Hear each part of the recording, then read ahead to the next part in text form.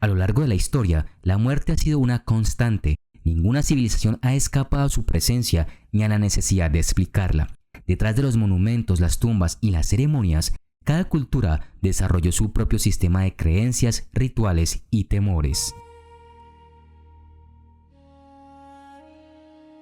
Ninguna civilización antigua dedicó tanto esfuerzo a prepararse para morir como Egipto.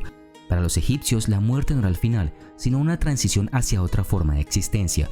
El alma, o más precisamente el conjunto de elementos espirituales, Ka, Ba y Ak, necesitaba conservar el cuerpo para sobrevivir.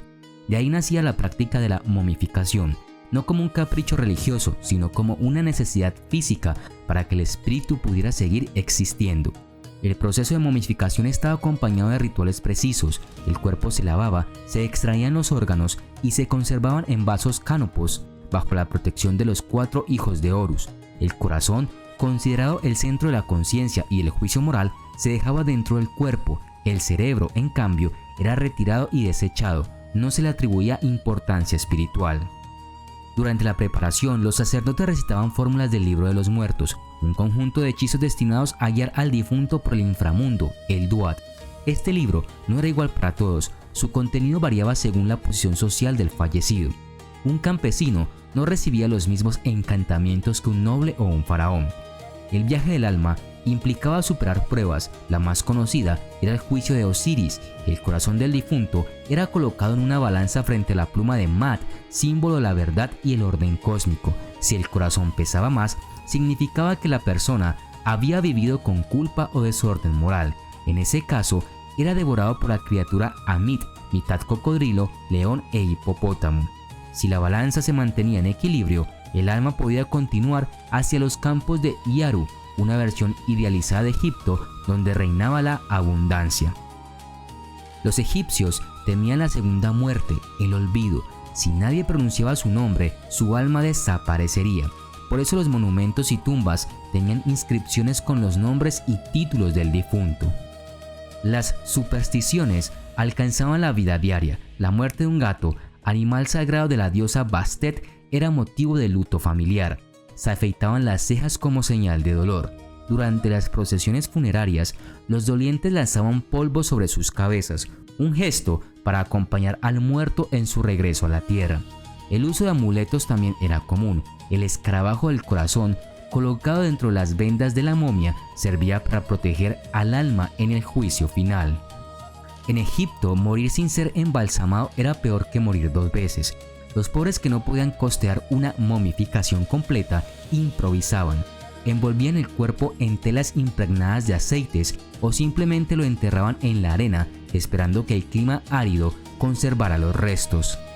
Para ellos, el más allá era incierto, pero la esperanza persistía, que los dioses reconocieran su fe más allá de los recursos materiales.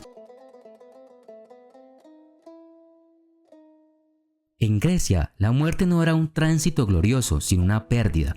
El alma, el psique, abandonaba el cuerpo al último suspiro y descendía al Hades, el reino subterráneo, gobernado por el dios del mismo nombre. Allí no existía recompensa ni castigo, solo una existencia gris. La mayoría de las almas vagaban sin propósito, privadas de luz y placer. La entrada al Hades estaba custodiada por Caronte, el barquero que cruzaba el río Estigia. Según la creencia, el alma debía pagarle un óbolo, una pequeña moneda colocada en la boca del difunto antes de ser enterrado.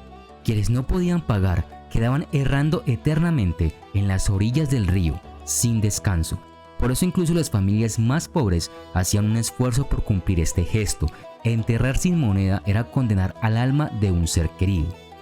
Los ritos funerarios eran esenciales para asegurar el paso al más allá. Al fallecido se le ungía con perfume, se le vestía con ropas blancas y un sudario y se le colocaba en un lecho. Al cadáver se le adornaba la cabeza con flores y se le situaba con los pies en dirección a la puerta, mientras las palmas de las manos quedaban abiertas, y se exponía en casa durante el prótesis, una vigilia donde los familiares lloraban en voz alta para expresar el duelo. Luego se realizaba la éfora, la procesión al lugar del entierro, acompañada por música fúnebre y cánticos. El temor más grande en Grecia era morir sin recibir los ritos adecuados. Un muerto sin sepultura no podía cruzar el Estigia era un alma errante, un atafios, condenado a vagar entre los vivos. Por eso los griegos valoraban la piedad filial. Enterrar a los muertos era una obligación moral. Negar un entierro era un crimen contra los dioses. Las supersticiones relacionadas con la muerte eran numerosas. Durante las ceremonias, las mujeres soltaban el cabello y se golpeaban el pecho. Los hombres evitaban pronunciar el nombre del difunto en ciertos días para no atraer su sombra. Se pensaba que los espíritus podían regresar durante la noche, especialmente en fechas concretas, como las antesterias, fiestas en honor a Dionisio y a los muertos, cuando las almas volvían brevemente al mundo de los vivos. Para protegerse, las familias pintaban las puertas con brea y masticaban hojas de espino. El miedo a los muertos en reposo dio origen a figuras como los revenants, almas que regresaban a vengarse. La única forma de detenerlas era exhumar el cadáver y realizar nuevos ritos purificadores o, en casos extremos, quemar los restos. La versión griega de la muerte era ambigua. Había héroes que alcanzaban la inmortalidad, pero el común de los mortales aspiraba solo a un descanso sin tormento. El culto a los antepasados y las ofrendas anuales en las tumbas eran una forma de mantener esa paz. El olvido, una vez más, era la peor condena.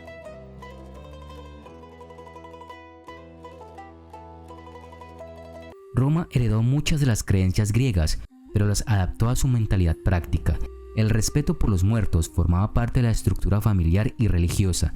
Cada hogar tenía su larario, un pequeño altar donde se honraban los espíritus domésticos, los lares y penates, protectores de la familia y del hogar. El vínculo entre vivos y muertos era constante. El difunto seguía formando parte de la casa. Los funerales romanos combinaban pompa y superstición. El cadáver era lavado, perfumado y vestido con su mejor toga. En la boca se le colocaba una moneda para Carón, siguiendo la costumbre griega. La procesión era encabezada por músicos y plañideras profesionales, seguidas por familiares y esclavos portando antorchas. El entierro debía realizarse fuera de la ciudad por razones religiosas y sanitarias.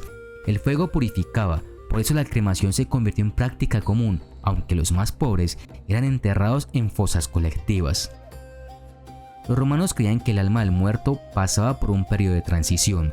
Durante 9 días después del funeral, el espíritu permanecía cerca del hogar. Durante ese tiempo, la familia evitaba ciertas acciones, no encendían fuegos nuevos, no ofrecían sacrificios públicos y se abstenían de actividades sociales. El 9º día, el novendialis, se realizaba un banquete fúnebre. Parte de la comida se ofrecía a los muertos, el resto se consumía en su honor. Solo entonces el alma encontraba descanso y se integraba entre los antepasados. Pero también existía el temor a los lémures o larvae, almas que no habían recibido los ritos adecuados. Se creía que podían regresar a atormentar a los vivos. Cada año, en mayo, se celebraban las lemuria, fiestas para apaciguarlos. El cabeza de familia realizaba un rito en silencio, caminando por la casa descalzo y arrojando granos de habas negras detrás de sí sin mirar atrás. Al final pronunciaba 9 veces: con estas habas me redimo a mí y a los míos. Era una forma de ofrecer sustento simbólico a los muertos hambrientos, asegurando que no molestaran. Las supersticiones eran abundantes. Se evitaba nombrar directamente a los difuntos recientes para no llamar su atención.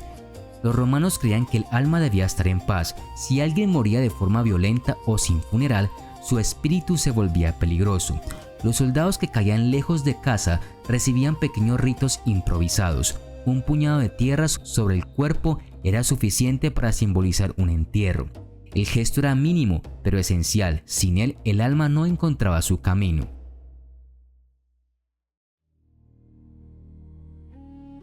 Con la expansión del cristianismo en Europa, la muerte adquirió un nuevo sentido moral. Ya no se trataba solo de cruzar un umbral, sino de enfrentar un juicio definitivo. El alma podía alcanzar la gloria eterna o el castigo eterno. Entre ambos surgió una nueva creencia, el purgatorio, un lugar intermedio donde las almas purgaban sus pecados antes de alcanzar el cielo. En la Edad Media, morir bien era casi tan importante como vivir bien. El concepto del ars moriendi, el arte de morir, lleva a las costumbres religiosas. Un buen cristiano debía morir con los sacramentos recibidos, confesado y reconciliado con Dios. Morir sin absolución era peligroso. Significaba condenarse o quedar atrapado entre mundos. Los ritos funerarios seguían una secuencia fija. El moribundo era rodeado por familiares y clérigos, se recitaban oraciones y se colocaba una vela encendida en sus manos. Tras la muerte, el cuerpo se lavaba y vestía con ropa sencilla, a menudo el hábito de una orden religiosa. El velorio se realizaba en casa, con rezos continuos, y el entierro tenía lugar en el cementerio parroquial o, para los más ricos, dentro de la iglesia. La superstición impregnaba cada fase. Las campanas se tocaban no solo para anunciar la muerte, sino para espantar a los demonios. Las ventanas se abrían para permitir que el alma saliera. La iglesia enseñaba que el alma podía comunicarse desde el purgatorio mediante sueños, apariciones o señales. Por eso, las oraciones por los difuntos eran constantes. En noviembre se celebraba el Día de los Fieles Difuntos, instaurado en el siglo X, dedicado a aliviar el sufrimiento de las almas penantes. Las misas, las limosnas y las peregrinaciones se ofrecían como formas de reducir su tiempo de purificación. Otros ritos incluían colocar piedras pesadas sobre la tumba o amarrar los pies del difunto. La superstición también se mezcló con la medicina. Se creía que el contacto con huesos o sangre de mártires podía curar enfermedades. Esto dio origen al culto a las reliquias, un fenómeno en la religiosidad medieval. Fragmentos de huesos, dientes o cabellos se guardaban en relicarios de oro y los peregrinos viajaban grandes distancias para venerarlos. En los siglos posteriores, las supersticiones continuaron adaptándose. Encender velas, cubrir espejos, detener relojes o poner monedas sobre los ojos del difunto eran costumbres que sobrevivieron incluso en tiempos modernos. Su función era la misma que en la antigüedad: ofrecer al muerto un camino seguro y proteger a los vivos de su regreso.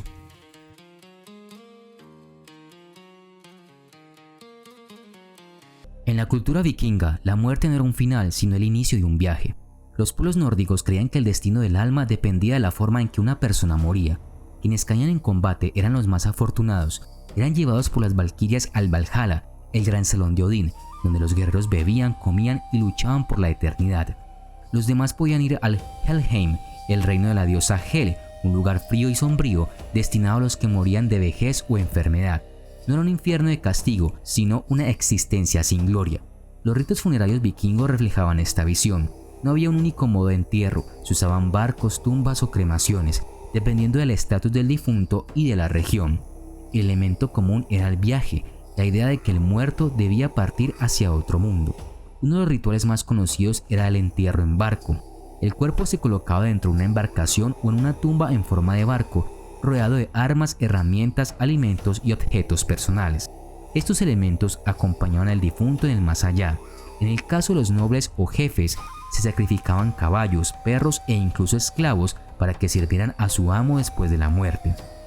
Los vikingos también practicaban entierros bajo túmulos, montículos de tierra que servían como monumentos. Estos lugares no eran solo tumbas, sino puntos de contacto entre el mundo de los vivos y el de los muertos.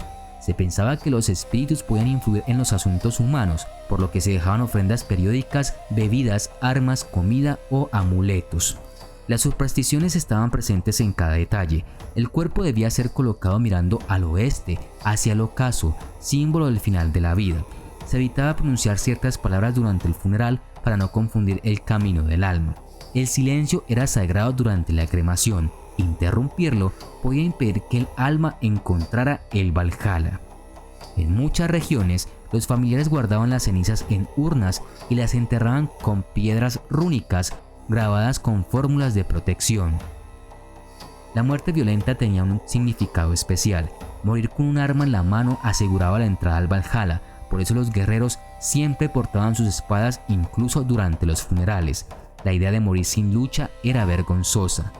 Los que morían de forma cobarde o deshonrosa temían quedar atrapados como Draugr, espectros que regresaban del sepulcro para atormentar a los vivos.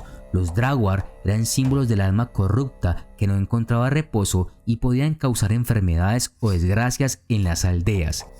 Los vikingos no temían la muerte, temían morir sin honor.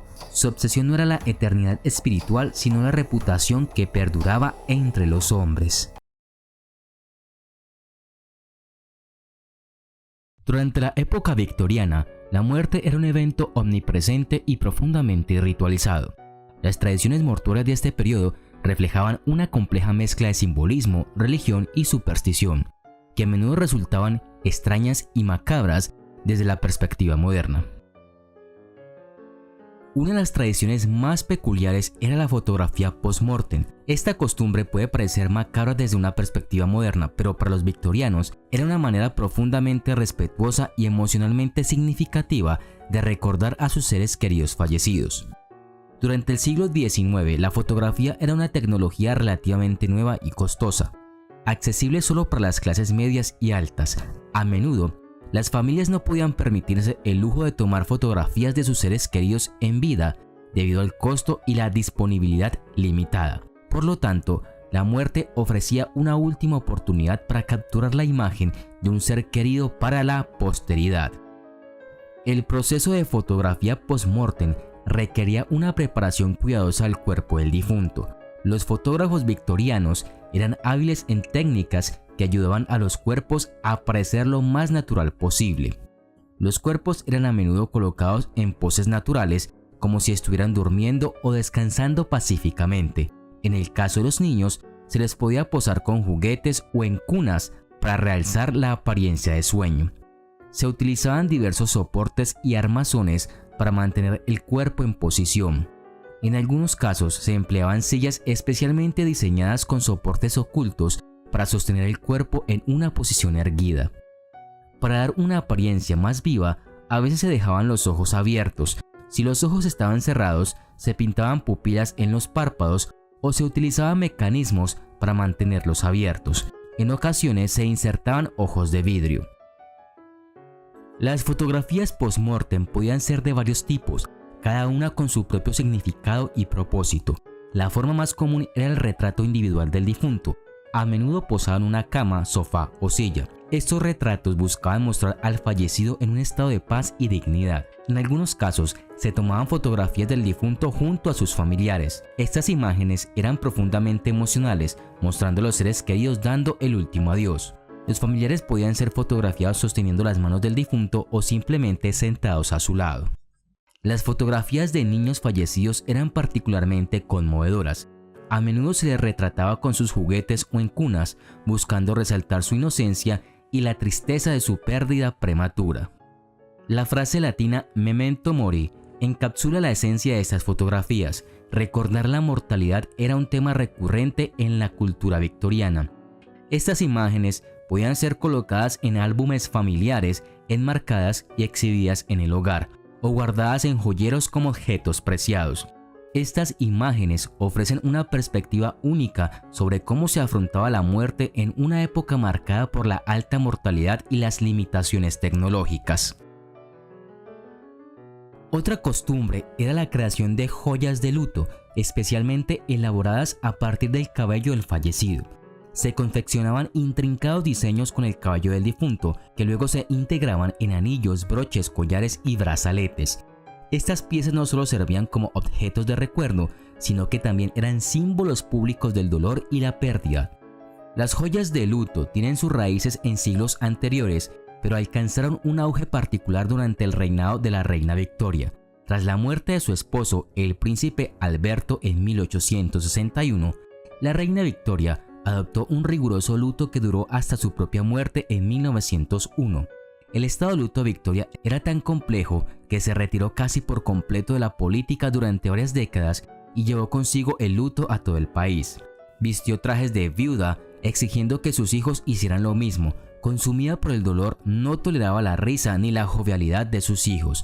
Las expresiones casuales de extrañar a su padre fueron rechazadas, ya que la reina las consideró una falta de respeto a su memoria.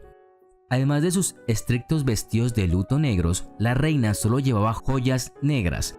A pesar de su ausencia de la vida pública, ordenó que en la corte solo se pudieran usar joyas de luto hasta aproximadamente 1880. Debido a su aspecto sombrío y oscuro, la reina Victoria empezó a usar joyas de color negro azabache procedentes de Whitby en Yorkshire. Su devoción y el uso continuado de ropa y accesorios de luto establecieron una tendencia que fue imitada por sus súbditos. El propósito de estas joyas era doble. Primero, servían como una forma tangible de mantener cerca al ser querido fallecido, y segundo, funcionaban como una declaración pública de luto.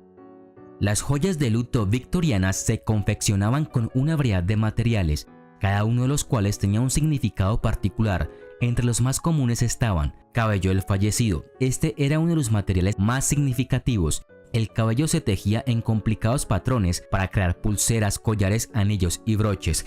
Se consideraba que el cabello simbolizaba la inmortalidad, ya que no se descomponía con el tiempo.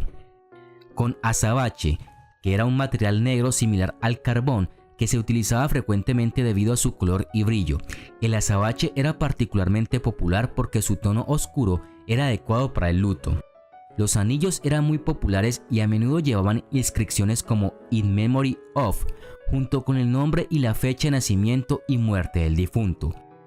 Para las mujeres en particular, las joyas de luto podían ser una parte esencial del atuendo diario durante largos periodos. También existieron una serie de supersticiones y rituales que buscaban asegurar el descanso en paz del difunto y proteger a los vivos de cualquier influencia negativa. Una de las supersticiones más extendidas era la de cubrir los espejos en la casa del difunto. Se creía que los espejos podían capturar el alma del muerto si no se tapaban, atrapándola en este mundo en lugar de permitirle pasar al más allá. Esta práctica también pretendía proteger a los vivos, ya que se pensaba que ver el reflejo del difunto en un espejo podía traer mala suerte o incluso la muerte. Otra costumbre común era de tener todos los relojes en la casa en el momento exacto de la muerte. Esto tenía varios propósitos simbólicos y supersticiosos. Por un lado, se consideraba una forma de marcar el tiempo exacto en el que el alma había abandonado el cuerpo. Por otro, se creía que mantener los relojes en funcionamiento podría atrapar el alma del fallecido en un ciclo interminable de tiempo, impidiéndole encontrar paz. Al igual que con los espejos, algunas familias optaban por cubrir las fotografías de los vivos durante el periodo de luto. La razón era evitar que el alma del difunto se aferrara a las imágenes de sus seres queridos y regresara para perseguirlos. El modo en el que se sacaba el ataúd de la casa también estaba cargado de simbolismo y superstición. Generalmente, el ataúd debía ser sacado de la casa pies por delante. Esta práctica también evitaba que el alma del difunto encontrara el camino de regreso a casa. Colocar ramas de tejo alrededor del ataúd o en la habitación donde yacía el cuerpo era una práctica común. El tejo se consideraba una planta sagrada y de protección, capaz de mantener a raya a los espíritus malignos. En algunas regiones se creía que el tejo ayudaba a purificar el alma del difunto y facilitaba su tránsito al más allá. Había una superstición que decía que si una persona fallecía de repente, especialmente en circunstancias trágicas o inesperadas, su espíritu podía llamar a otros miembros de la familia para que lo siguieran en la muerte. Para prevenir esto, algunas familias llevaban a cabo rituales específicos, como encender velas en cada habitación de la casa o colocar un vaso de agua en la mesita de noche del difunto para calmar su espíritu. Las campanas fúnebres desempeñaban un papel crucial en los rituales mortuorios victorianos. Se creía que el sonido de las campanas ayudaba a guiar el alma del difunto al más allá y alejaba a los espíritus malignos que pudieran intentar interferir en el proceso. El uso de flores, especialmente lirios y rosas negras, en los funerales y en las casas de luto tenían un significado tanto estético como supersticioso. Las flores ayudaban a disimular el olor del cuerpo en descomposición. A nivel simbólico, se creía que ciertas flores como los lirios purificaban el aire y el entorno y protegían a los vivos de los malos espíritus. Al morir una persona, se cerraban todas las puertas y ventanas de la casa. Esto se hacía para evitar que el alma del difunto escapara prematuramente. Una vez que el cuerpo era retirado de la casa, las puertas y ventanas podían reabrirse. El luto en la era victoriana estaba estrictamente regulado, especialmente para las mujeres. Después de la muerte de un esposo, una viuda estaba obligada a pasar por un extenso periodo de luto que podía durar hasta 4 años. Este periodo de luto abarcaba varios aspectos de la vida diaria, desde la vestimenta y el comportamiento hasta la duración del luto y las relaciones sociales. La duración del luto variaba considerablemente dependiendo del parentesco con el fallecido. Por ejemplo, el luto por un esposo. Las viudas eran las más afectadas por las reglas del luto. debían conservar un luto de 2 años completos. Este periodo se dividía en 2 fases principales, el gran luto y el luto medio. El gran luto duraba 1 año y 1 día, durante el cual la viuda debía vestir de negro riguroso. El luto medio seguía el gran luto y duraba 9 meses. Durante esta fase, las viudas podían empezar a incorporar tejidos más ligeros y algunos adornos discretos en su vestimenta, como cintas negras o joyas de luto menos sobrias. El luto por una padre o madre. Este periodo generalmente duraba 1 año. Los hijos y las hijas debían vestir de negro y seguir reglas similares a las de las viudas durante el gran luto, aunque con cierta flexibilidad en el luto medio. El luto por la pérdida de un hijo o un hermano solía durar 6 meses, con un periodo inicial de gran luto y un periodo posterior de luto medio. Los periodos de luto por otros familiares como abuelos, tíos y primos eran más cortos y menos estrictos, a menudo durando 3 meses o menos. La publicación de esquelas en los periódicos era una manera estándar de anunciar la muerte y los detalles del funeral. Estas esquelas solían ser elaboradas y poéticas, a veces incluyendo versos y expresiones de duelo profundo. Las invitaciones a los funerales también podían ser enviadas por correo, detallando las normas de vestimenta y el protocolo a seguir durante la ceremonia. Publicar una esquela era una forma de mostrar respeto y reconocimiento al fallecido y su familia, y también servía como un registro público del evento. Las esquelas victorianas seguían un formato bastante estándar y contenían varios elementos claves. Las esquelas comenzaban generalmente con un encabezado formal como fallecimiento u obituario, seguido por el nombre completo del difunto. Se incluía la fecha exacta de la muerte y a menudo el lugar donde ocurrió. Las esquelas solían ofrecer un breve resumen biográfico del difunto, incluyendo su edad al momento de la muerte, su ocupación y en algunos casos detalles sobre su vida y logros. Este segmento no solo honraba la memoria del fallecido, sino que también ofrecía a los lectores una visión de su carácter y contribuciones. Además del alcantarillado, otro problema de eliminación de desechos asoló Londres en el siglo XIX, la eliminación de los muertos. La dificultad residía en encontrar sitio para un número cada vez mayor de cadáveres. Las consecuencias donde la demanda excedía la oferta fueron decididamente desagradables. Los ataúdes estaban apilados unos encima del otro en pozos de hasta 10 metros de profundidad, la parte superior a solo centímetros de la superficie. Los cuerpos en putrefacción eran frecuentemente perturbados, desmembrados o destruidos para dejar sitio a los recién llegados. Huesos desenterrados, arrojados por negligentes sepultureros, yacían esparcidos entre las lápidas. Los ataúdes destrozados se vendían a los pobres como leña. Los clérigos y los sacristanes hicieron la vista gorda ante las peores prácticas porque las tarifas de entierro constituían una gran proporción de sus ingresos. Además, en la década de 1840, los atestados cementerios de Londres no solo se consideraban un desafío logístico, sino que se consideraban una fuente de miasma. Los reformadores sanitarios creyeron que el hedor de los cuerpos en descomposición mal enterrados estaba envenenando la metrópoli. La práctica del entierro urbano fue promocionada como una profunda amenaza para la salud pública. Los suministros de agua se contaminaron y enfermedades como el cólera, la viruela, el sarampión y la fiebre tifoidea se convirtieron en epidemias mortales. Para las clases media y alta, una respuesta era llevar a sus muertos a cementerios de jardín, espaciosos parques construidos en los suburbios semirurales como Kensal Green y Highgate. Tales lugares, sin embargo, estaban más allá de los medios de la clase trabajadora.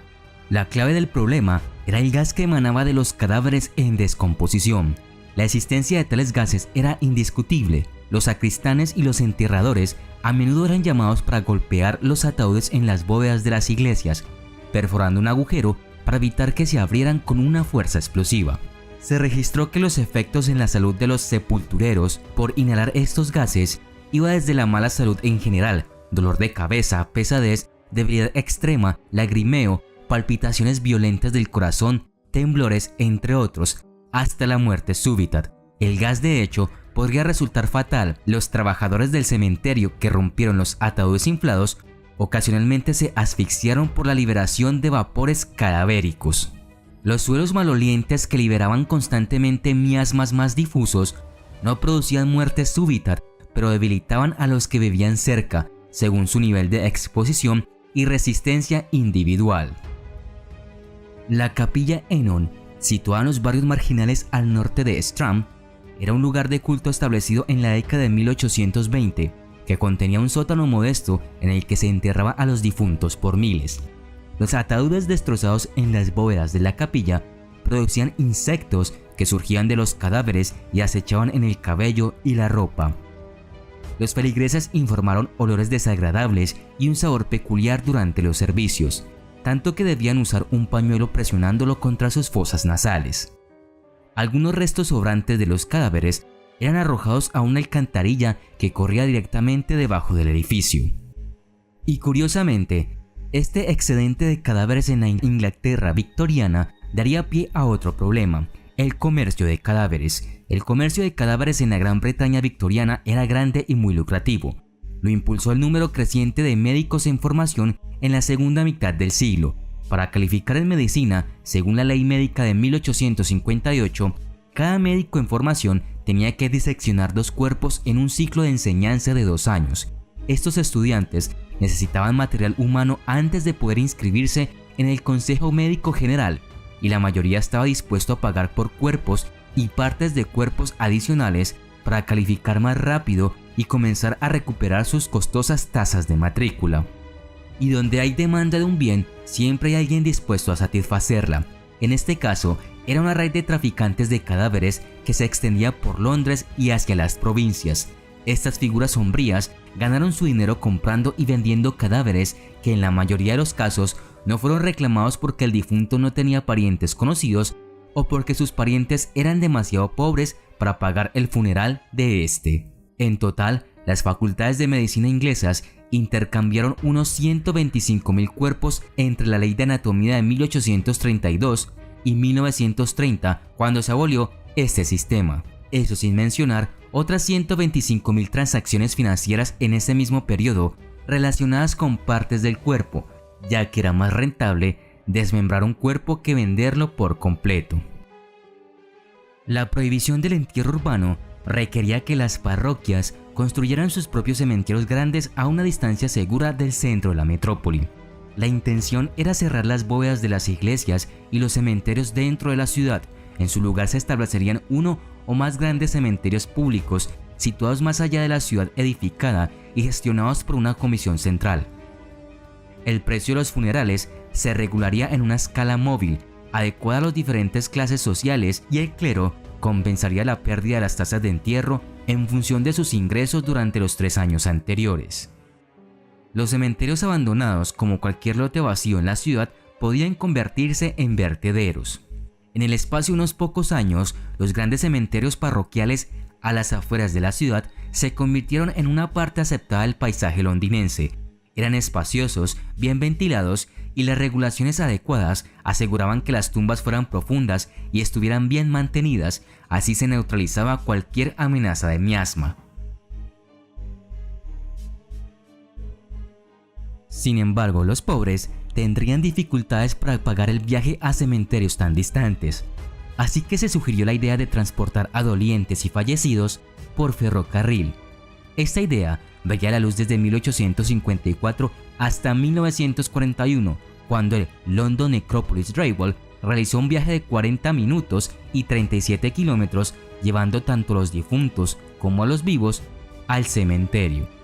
Después de salir de una estación especial cerca de Waterloo, construida específicamente para la línea y sus pasajeros, el tren se abrió camino a través del sereno campo en una ruta seleccionada por sus reconfortantes vistas. Una vez que llegaban al cementerio de Broadwood en Surrey, en ese momento el cementerio más grande y construido en colaboración con el ferrocarril, los asistentes al funeral ponían a descansar a sus difuntos y luego tomaban bebidas y bocadillos en una de las 2 estaciones de tren del cementerio. Ambas estaciones del cementerio tenían salas de refrescos, generalmente a cargo de las esposas del personal de la estación, y habría sido costumbre comer un almuerzo con una taza de té en la estación antes de regresar a Londres. Después de esta breve comida, los invitados abordaban el tren y regresaban a Londres. La lista de pasajeros del tren era un poco más ligera que antes. La idea puede parecer extraña hoy, cuando mantenemos a los muertos lo más lejos posibles de la vida cotidiana, pero en ese momento era muy popular. Durante su apogeo, Necrópolis Railway de Londres transportó más de 2000 cadáveres al año. El número de dolientes vivos que transportaba llegó a las decenas de miles. Aún así, viajar en el mismo tren que los cadáveres tomó un tiempo para acostumbrarse. Los londinenses inicialmente se preguntaron si cargar a los dolientes y a los difuntos en el mismo tren era demasiado práctico. El obispo de Londres, cuando compareció ante las casas del Parlamento 12 años antes de que abriera el ferrocarril Necrópolis, lo consideró impropio. El obispo declaró que consideraría la prisa y el bullicio relacionados con esto como incompatibles con la solemnidad de un funeral cristiano. Y la preocupación no se limitaba solo a personas de diferentes clases sociales. Podría haber diferentes religiones a bordo, cada una con sus propias tradiciones. La solución, al menos a bordo del Necrópolis Railway, era elegante en su sencillez. Se designaron vagones separados por clase, pero a todos se les permitió viajar independientemente de su posición social. El cementerio, sin embargo, permitió que los ricos y los pobres fueran enterrados unos al lado del otro, pero seccionó áreas separadas para varias religiones. Era una solución viable para la época, impulsada por una necesidad que pocos podrían discutir. Los cementerios del centro de Londres ya estaban repletos. En la década de 1920, los coches fúnebres motorizados eran el vehículo elegido para trasladar a los muertos, y muchos londinenses tenían acceso a automóviles o a uno de los trenes de los vivos, que también hacían una parada en la estación de Broadwood. Y en abril de 1941, durante la Segunda Guerra Mundial, la terminal de Londres del tren fúnebre resultó dañada en un bombardeo. Broadwood ya no sirve exclusivamente como punto de partida para los muertos y sus dolientes, pero los restos de estas estaciones aún son visibles si sabes dónde buscar.